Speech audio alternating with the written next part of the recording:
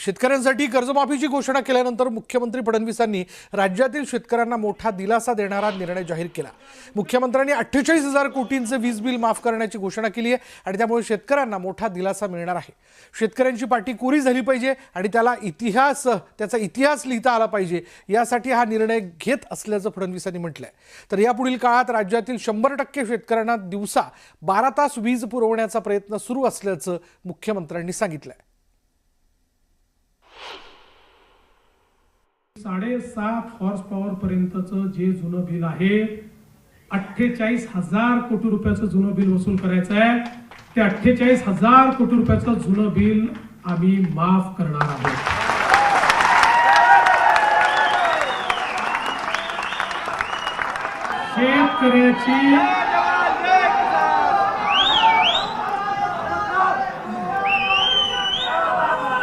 शेतकऱ्याची पाटी ही कोरी झाली पाहिजे आणि त्याला नव्याने त्या पाटीवर इतिहास लिहिता आला पाहिजे, या दृष्टीने घेतलेला हा निर्णय।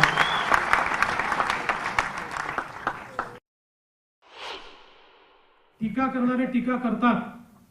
तुम्हाला तर माहिती आहे, सगळ्यात जास्त टीका सहन करण्याची क्षमता माझ्यामध्ये आहे। माझ्या एवढी टीका तर कोणीच सहन केली नाही। पण मी नेहमी एक गोष्ट सांगतो, टीका करणाऱ्याला कोणी लक्षात ठेवत नाही, जो कर्तृत्व करतो त्यालाच लोक लक्षात ठेवतात।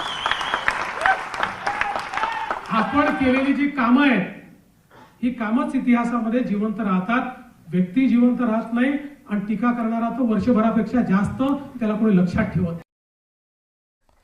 दरम्यान शेतकऱ्यांनी यावर काय प्रतिक्रिया दिल्या तेही पाहूयात।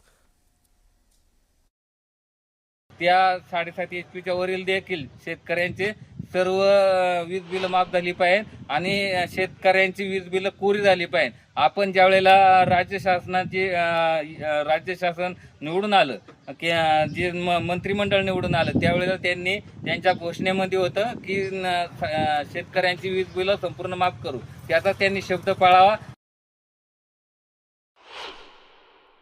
अतिशय ऐतिहासिक आणि चांगला आपल्या या सरकारचा निर्णय आहे।